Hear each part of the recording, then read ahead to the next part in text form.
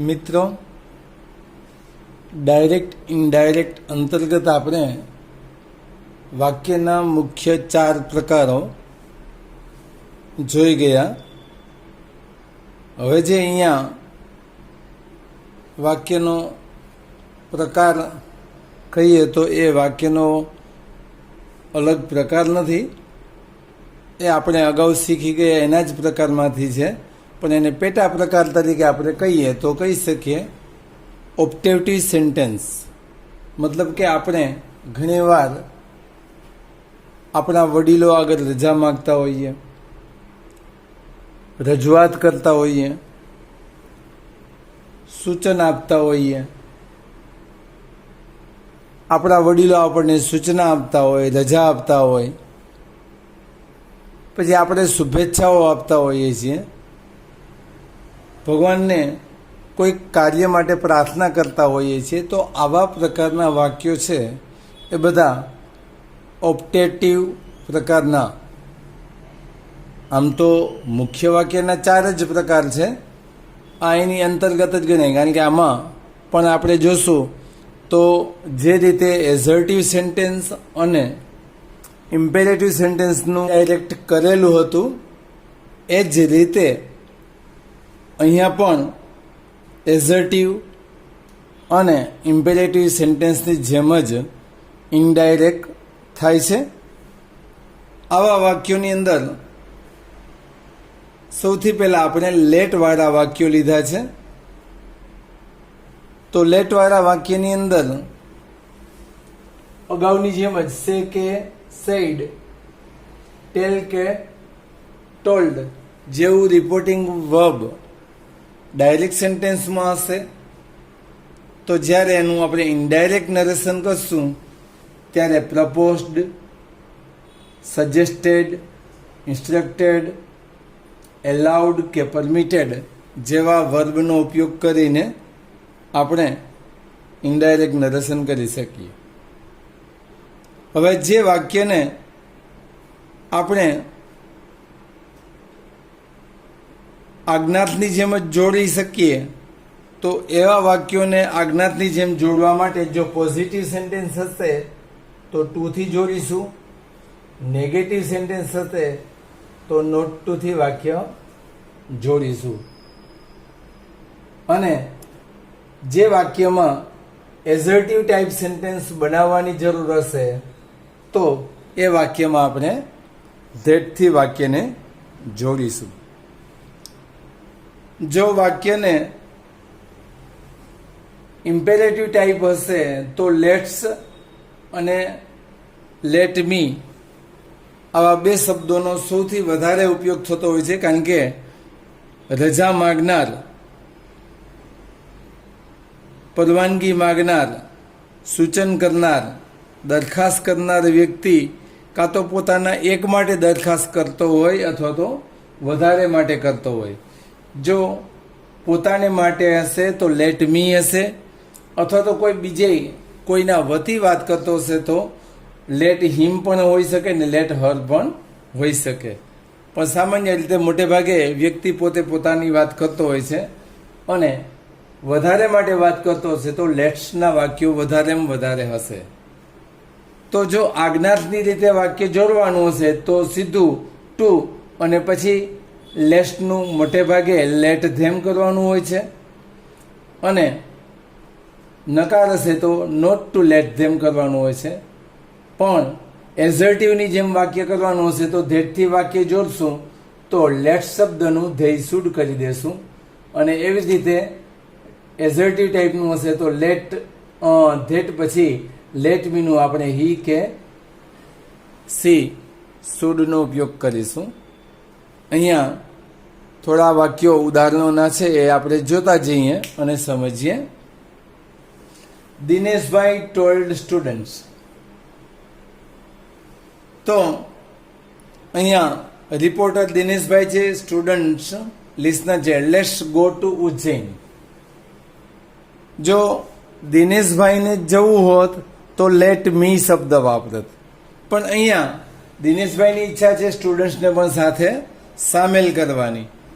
એટલે જ્યારે રિપોર્ટર છે એ લિસનરને પણ સાથે સામેલ કરે તો મોટે ભાગે આપણે અહીંયા પ્રપોઝડનો અથવા સજેસ્ટેડ શબ્દનો ઉપયોગ કરીશું. હવે Dineshbhai proposed to the students. હવે પ્રપોઝડ કર્યું છે એટલે આપણે આ વાક્યને ધેટથી જોડીશું અને આ લેટ શબ્દ દિનેશભાઈ અને સ્ટુડન્ટ થર્ડ પર્સન ગણાશે. આપણે બોલનાર આપણે વાક્યને કરીએ છીએ એટલા માટે આપણા માટે એ થર્ડ પર્સન ગણાય. એટલે આ લેટ શબ્દની બદલે ધે શુડ નો ઉપયોગ કરીશું. That they should go to Ujjain. Next sentence જોઈએ. My colleagues say.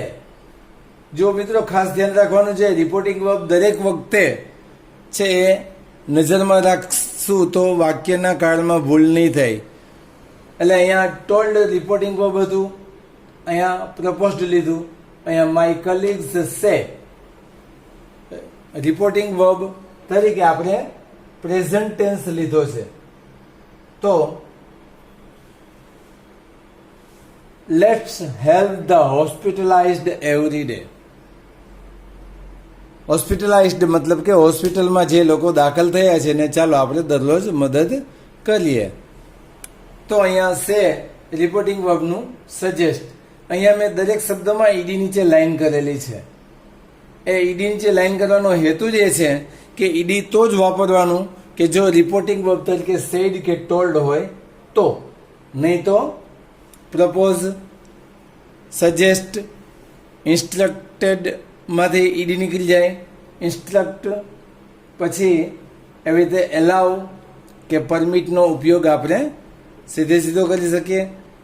Reporting વર્બમાં S લાગેલો છે તો આવા શબ્દોને એસ પણ લગાડીશું. તો માય કલીગ્સ સજેસ્ટ ધેટ. ફરી પાછી એ જ વાત. લેટ શબ્દનો મતલબ કે કલીગ્સ એક વ્યક્તિ નથી, ઘણી બધી વ્યક્તિઓ છે. તો લેટ શબ્દને આપણે ધે શુડમાં ફેરવીશું. That they should help the hospitalized every day. The pupil said to the teacher let's play as a spelling game. મિત્રો પહેલા વાક્યની અંદર એ લેટ્સ હતું ને અહીંયા પણ લેટ્સ છે. પહેલા વાક્યમાં આપણે અહીંયા લેટ શબ્દનું ધે શુડ કર્યું છે, અહીંયા ટુ લેટ ધેમ કરેલું છે. તો કારણ ખાસ સમજજો કે અહીંયા આ વાક્યની અંદર દિનેશભાઈ પોતે એકલા નથી જતા, સ્ટુડન્ટને એકલા નથી જવા દેતા. દિનેશભાઈ સ્ટુડન્ટ્સને કંપની આપવા ઈચ્છે છે અને એની કંપની મેળવવા ઈચ્છે છે, એટલે ધે શુડ કરવું પડે છે. અને અહીંયા pupils requested the teacher said to નું રિપોર્ટિંગ વર્બ આપણે રિક્વેસ્ટેડ કર્યું. તો અહીં રિક્વેસ્ટ છે એ ટીચરને કરે છે, પણ પ્લે રમવાની વાત છે પ્યુપિલ્સ માટે છે. એટલે અહીંયા આપણે લેટ્સનું ધે શુડ નહીં કરીએ, ઇમ્પેરેટિવ સેન્ટેન્સની જેમ સીધું વાક્યને જોડી દઈશું. To let them play a spelling game. મતલબ કદાચ ટીચર સામેલ થશે તો એક અમ્પાયર કે રેફરીની જેમ સાચા ખોટાનું જજમેન્ટ આપવા માટે સામેલ થાય, પણ રમનાર તરીકે તો પ્યુપિલ્સ જ હશે. એટલે to let them play they should અહીંયા નહીં કરીએ. The officer said don't let servants have a holiday on 2 October. OCT મતલબ ઓક્ટોબર. તો અહીંયા જે સેન્ટેન્સ છે એ આપણું છે હતું પોઝિટિવ હતું. હવે આપણે જે વાક્ય જોઈએ છે એ આપણું નેગેટિવ છે. તો નેગેટિવ છે આ વાક્યને આપણે પોઝિટિવ હતું તો ટુ થી જોડેલું હતું ઇમ્પેરેટિવ સેન્ટેન્સની જેમ. હવે અહીંયા નેગેટિવ સેન્ટેન્સ છે તો આ વાક્યને આપણે પણ અહીંયા છે ઇમ્પેરેટિવમાં જે રીતે નેગેટિવ સેન્ટેન્સ જોડતા હતા એ જ રીતે આપણે અહીંયા જોડીશું. તો ધ ઓફિસર ઇન્સ્ટ્રક્ટેડ નેગેટિવ સેન્ટેન્સ છે એટલે નોટ ટુ નો ઉપયોગ કરીશું. નોટ ટુ લેટ પછી તો છે એ કાળ બદલાવાની જરૂર આવતી નથી, કારણ કે ઇમ્પેરેટિવ સેન્ટેન્સમાં પણ છે એ જેટલો ભાગ ઇમ્પેરેટિવ હોય એટલા ભાગનો આપણે કાળ બદલાવાનો હોતો નથી. તો not to let servants have a holiday on 2 October. અહીંયા પણ રિપોર્ટિંગ વર્બ્સ છે અને અહીંયા પણ બીજું રિપોર્ટિંગ વર્બ સેઝ વાળું લીધું છે. The class teacher says let Rohan go early as he has fever. તો હવે અહીંયા આપણે રિપોર્ટિંગ વર્બ છે એ એલાવ શબ્દ લેશું. એલાવ પણ લઈ શકીએ કે પરમિટ પણ લઈ શકીએ. તો ધ ક્લાસ ટીચર એલાઉઝ. અહીંયા સેઝ રિપોર્ટિંગ વર્બ હતું, પ્રેઝન્ટ ટેન્સ નહોતું એટલે આપણે પ્રેઝન્ટ ટેન્સનું લેવું પડે. અથવા તો the class teacher permits Rohan. હવે આ લેટ શબ્દ છે આપણો છે એ એલાવમાં બદલી જાય છે એટલે લેટ છે અહીંયાથી દૂર થઈ ગયો. સેઝને બદલે અને લેટને બદલે બંનેની બદલે આપણે કોમન શબ્દ એલાવ અથવા તો પરમિટ લઈ લઈએ. હવે એક ક્રિયાપદ પછી બીજું ક્રિયાપદ આવે એટલે ટુ વાઉલ આવે. Two go early as he has fever. મિત્રો અહીંયા બીજી વસ્તુનું ધ્યાન એ પણ રાખવાનું છે. માની લો કે આ જ વાક્યને અહીંયા રિપોર્ટિંગ વર્બ તરીકે સેઝનું સેડ આપેલું હોત તો અહીંયા આપણે એલાઉઝની બદલે એલાઉડ લેત. અને આ વાક્યની અંદર અગાઉ વાત કરી એમ કમ્પાઉન્ડ પાર્ટ અથવા તો કોમ્પ્લેક્સ પાર્ટ સાથે જ છે. આટલો ભાગ આપણા માટે કમ્પાઉન્ડ પાર્ટ અથવા તો કોમ્પ્લેક્સ પાર્ટ છે. તો અહીંયા એલાઉડ હોત તો આ ભાગ તો સેમ રહે. The class teacher allowed Rohan to go early as he had fever. અહીંયા ટેન્સ ચેન્જ થઈ જાય એટલે આ વસ્તુને રિપોર્ટિંગ વર્બ જ્યારે પાસ્ટ ટેન્સનું હોય ત્યારે આ વસ્તુને ખાસ ધ્યાનમાં લેવાની. મિત્રો હવે આના પછી હજી આપણે આગળ શુભેચ્છા બતાવતા અને પ્રાર્થના બતાવતા વાક્યોને જોઈએ. તો હવે આપણે આ આગળ ઓપ્ટેટિવ સેન્ટેન્સ અંતર્ગત શુભેચ્છા આશીર્વાદ આપતા વાક્યોને જોઈએ. જો આવા વાક્યો શુભેચ્છા આપવા માટે હોય અને પૂરા વાક્યમાં હોય તો કનેક્ટિવ તરીકે આપણે ધેટનો ઉપયોગ કરવો પડશે. અને આવા વાક્યોમાં રિપોર્ટિંગ વર્બ તરીકે શુભેચ્છા માટે વાપરેલા શબ્દોને જ રિપોર્ટિંગ વર્બ તરીકે પણ લઈ શકીએ. વિશ્ડ લઈ શકીએ. કોંગ્રેચ્યુલેશન્સ હોય તો કોંગ્રેચ્યુલેટેડ પણ લઈ શકીએ. થેન્ક યુ હોય તો એને થેન્ક્ડ કરીને રિપોર્ટિંગ વર્બ તરીકે લઈ શકીએ. પ્રેઇડ કે બ્લેસ્ડ જેવા શબ્દો આપણે આવા વાક્યોમાં રિપોર્ટિંગ વર્બ તરીકે લઈ શકીએ છીએ. ઉદાહરણો સાથે જોઈએ. I said to Dineshbhai happy journey. તો અહીંયા દિનેશભાઈ છે એ કોઈક જર્ની માટે મુસાફરી માટે પ્રવાસમાં જાય છે તો આપણે એને શુભેચ્છા આપી છે. તો આઈ વિશ દિનેશભાઈ અ હેપી જર્ની. શુભેચ્છા જે બતાવવાની હોય એ સીધી પૂરા વાક્યમાં ન હોય તો a happy journey, best of luck, પછી good morning, good night, good evening, good afternoon, આવી રીતે જે હોય એ શુભેચ્છા આપણે સીધી એમને એમ જોડી શકીએ છીએ. બીજું વાક્ય જોઈએ. The blind man told me thank you for helping to cross the road. હવે મિત્રો અહીંયા થેન્ક યુ શબ્દ જે છે એમાંથી અહીંયા મેં તમને સમજાવ્યું એમ થેન્ક શબ્દને તમે રિપોર્ટિંગ વર્બ તરીકે લઈ જાઓ તો ટોલ્ડને બદલે અને થિંક આ બે શબ્દોને સંયુક્ત કરીને આપણે મતલબ કે ટોલ્ડ રિપોર્ટિંગ વર્બની જગ્યાએ થિંકને રિપોર્ટિંગ વર્બમાં લઈએ એટલે ધ બ્લાઇન્ડ મેન થેન્કડ મી એટલે લિસનર છે એ અહીં આવી ગયો. આ યુ છે એ મી માટે જ હતો એટલે અહીંયા પાછા બીજી વાર મીની જરૂર નહીં રહે. તો સીધું આટલા પાર્ટનું કામ આપણું પૂરું થઈ જાય છે. માત્ર ટોલ્ડની બદલે થેન્ક્ડ મૂકવાથી અને લિસનર મૂકી દેવાથી અહીંયા સુધીનું કામ આપણું પૂરું થઈ જાય છે. પછી બાકીનો જ ભાગ જોડવાનો રહે છે. For helping to cross the road. The lamb said to him, May God bless you. તો said to ની બદલે આપણે blessed શબ્દ, કારણ કે may God bless you છે એ એક જાતના આશીર્વાદ છે, એટલે blessed શબ્દને રિપોર્ટિંગ વર્બ તરીકે લીધું. The lamb blessed him. હવે may God bless you છે એ એક પૂરું વાક્ય છે, એટલે આપણે અહીંયા પૂરા વાક્યને જોડીએ ત્યારે કનેક્ટિવ તરીકે ધેટની જરૂર પડશે, એટલે that.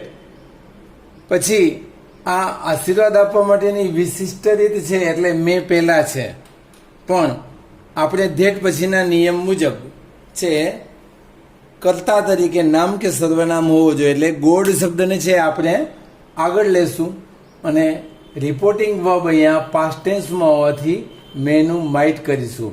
God might bless. You છે એ હિમ માટે વપરાયેલો છે, એટલે આપણે અહીંયા હિમ કરીએ છીએ. એવું જ બીજું વાક્ય જોઈએ. ધ ઓલ્ડ વુમન ટેલ્સ હર. મિત્રો ખાસ ધ્યાન રાખજો, અહીંયા રિપોર્ટિંગ વર્બ સેડ હતું, પાસ્ટ ટેન્સ હતું, એટલે અહીંયા આપણે બ્લેસ્ડ લીધું. હવે અહીંયા રિપોર્ટિંગ વર્બ આપણે પ્રેઝન્ટ ટેન્સ લઈએ છીએ, એટલે અહીંયા પણ મેં છે ને અહીંયા પણ મેં છે, પણ અહીંયા આપણે ટેન્સ ચેન્જ કરવો નહીં પડે. મેનું માઇટ અહીંયા થયું હતું, પણ આ વાક્યમાં મેનું માઇટ નહીં થાય, કારણ કે રિપોર્ટિંગ વર્બ આપણા પાસે પ્રેઝન્ટ ટેન્સનું છે, એટલા માટે. તો the old woman tells her may you live long. તો the old woman wishes her. કદાચ અહીંયા આપણે બ્લેસ શબ્દ લઈએ તો પણ ચાલે. તો બ્લેસીસ હર ધેટ યુ છે એ હર માટે છે. આશીર્વાદ આપવાની આ પણ વિશિષ્ટ રીત છે, એટલે આપણે યુને આપણે આગળ લેવો પડે, એટલે યુ છે એ હર માટે છે, એટલે સી મેનું મે રહેશે. રિપોર્ટિંગ વર્બ પ્રેઝન્ટ ટેન્સમાં છે, એટલે she may leave long. Next sentence જોઈએ. The principal said to Sohan, congratulations for your success. હવે અગાઉ જેમ આપણે થેન્કડની વાત કરી હતી, એમ અહીંયા કોંગ્રેચ્યુલેશન્સ શબ્દ છે, તો એને જ સીધા રિપોર્ટિંગ વર્બ તરીકે લઈ શકીએ છીએ. તો એને લઈશું તો કઈ રીતે વાક્ય બનશે એ પણ જોઈએ. તો ધ પ્રિન્સિપાલ કોંગ્રેચ્યુલેટેડ સોહન. આ કોંગ્રેચ્યુલેશન શબ્દનું કોંગ્રેચ્યુલેટેડ કરી નાખીએ છીએ, એટલે અહીંયાથી આ રિપોર્ટિંગ વર્બ છે એની જરૂર નહીં પડે. લિસનર તરીકે સોહન છે એ સોહનને આપણે રાખશું જ. એના પછી બીજી વાર કોંગ્રેચ્યુલેશનની જરૂર નહીં રહે, એટલે સીધું ફોર યોર છે એ સોહન માટે છે, એટલે ફોર હિઝ સક્સેસ. અને જો કોંગ્રેચ્યુલેટેડ શબ્દને રિપોર્ટિંગ વર્બ ન બનાવવો હોય તો વિશ્ડને પણ બનાવી શકે. ધ પ્રિન્સિપાલ વિશ્ડ સોહન, પછીનું વાક્ય સીધું જોડવાનું રહેશે. કોંગ્રેચ્યુલેશન્સ ફોર યોર છે એ સોહન માટે છે, એટલે હિઝ સક્સેસ. મિત્રો અહીંયા ડાયરેક્ટ ઇનડાયરેક્ટ અંતર્ગત બધા વાક્યોના પ્રકારો છે એ જોવાઈ ગયા છે. હવે પછીનો વિડીયો આપણે છે એ પેરેગ્રાફ ઇનડાયરેક્ટ, એનું પહેલાં ઇન્ટ્રોડક્શનની અંદર આપણે પેરેગ્રાફ ઇનડાયરેક્ટ કઈ રીતે કરવું, અને ત્યાર પછી ઇન્ટ્રોડક્શન પછી એના એક્ઝામ્પલ સાથે એ જોઈશું. Thank you.